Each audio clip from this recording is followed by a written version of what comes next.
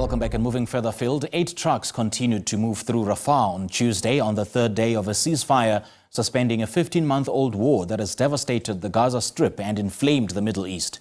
The United Nations Office for the Coordination of Humanitarian Affairs says 915 aid trucks entered the Gaza Strip on Monday. The Humanitarian Office cited information from Israel and the ceasefire guarantors, the US, Qatar and Egypt. On Sunday, the United Nations said some 638 trucks entered the Palestinian enclave, with at least 300 of them going to the north, where experts have warned of imminent famine. The ceasefire deal requires 600 truckloads of aid to be allowed into Gaza every single day from the initial 6-week ceasefire, including 50 carrying fuel. Half of the 608 trucks would be delivered to Gaza's north. For more on this, let's now speak to Kazem Abu Khalaf, the UNICEF spokesperson in Jerusalem. A very good afternoon to you. Thank you so much for joining us. Welcome. Hi, thanks for having me. It's a great pleasure, sir. Now, we're getting reports that at least 6 Palestinians have been killed and dozens others wounded in an Israeli army raid on Jenin in the occupied West Bank, according to health officials. So this pours cold water on the ceasefire agreement that was signed just 2 days ago, doesn't it? Look, indeed, it's very complicated here in the West Bank, including East Jerusalem, but also in Gaza. You think it has come down in Gaza, but then the tension becomes really high in the West Bank. According to so many reports, the plan was already there for the West Bank, and all what kept it from being implemented is that the Israeli forces were simply occupied with having to deal with Gaza. But now that the ceasefire is on, then maybe according to some, it's time for the West Bank. Yeah, and I see the Gaza Strip has seen quite a significant influx of humanitarian aid deliveries as a ceasefire between Israel and Hamas holds, but it still falls short of the humanitarian needs. So this latest killing of Palestinian is an apparent violation of the ceasefire. And how likely will these developments hamper efforts to bring about humanitarian relief?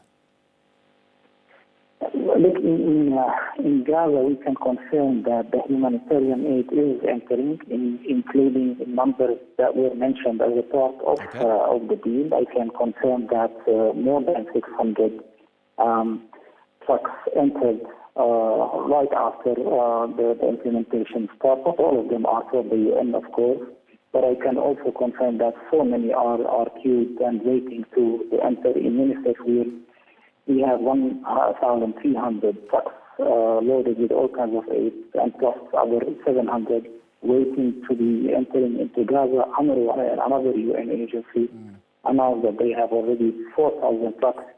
We're trying to actually prioritize.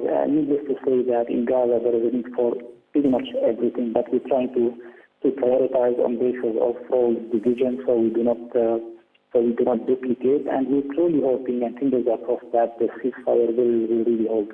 Right. And some residents from the occupied East Jerusalem say the daily life for Palestinians on the ground the past 2 days and since the announcement of this ceasefire has been that of horror and devastation. I mean, they've reportedly seen massive movement restrictions across the West Bank between communities, cities and villages. And now that a ceasefire is in place, what more needs to happen to restore the dignity of these civilians and bring about life back to normal? Look, it's never easy in the West Bank, including East Jerusalem. And as a Jerusalemite, I can tell you that you're always in tension. I can see it. I live it every day. It's a challenge to cross from one city to the other. If tension is going high in Gaza, then of course it will have its impact on the West Bank and vice versa. Now what's happening in Jenin will indeed have its impact on the lives in East Jerusalem. Yes, indeed, I can confirm that there are some more strict checkpoints, searches. I have seen in some of the reports that some of the entrances of major cities like Hebron have been actually closed or opened for a few hours in the morning, few hours in the late afternoon. Yeah. So the feeling among the Palestinians in the West Bank that something is being prepared to happen. Tension is indeed going high, but we truly hope that it will calm down.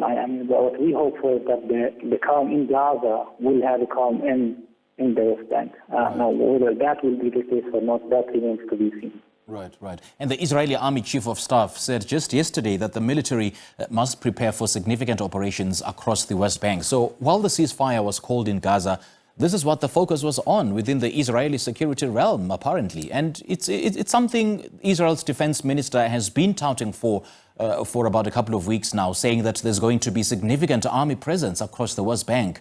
So should the authorities prepare for another large-scale operation? Look, frankly speaking, when a statement like this comes from somebody that is that senior, then it really holds weight, and we don't take it lightly. We were actually just before this interview, I was in a meeting to discuss possible ramifications of such statements in the West Bank and the preparedness and so on. We truly, and there is nothing much to do except to monitor and wish that it doesn't go beyond being simply a statement. For, say, political reasons, if you want.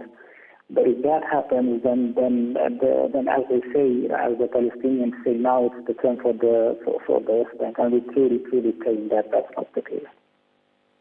All right, Kazem Abu, great chatting to you. Thank you so much for your time. Thank you. Well, Kazem Abu Khalaf speaks for UNICEF in Jerusalem and giving us an update on the ceasefire and the humanitarian situation there.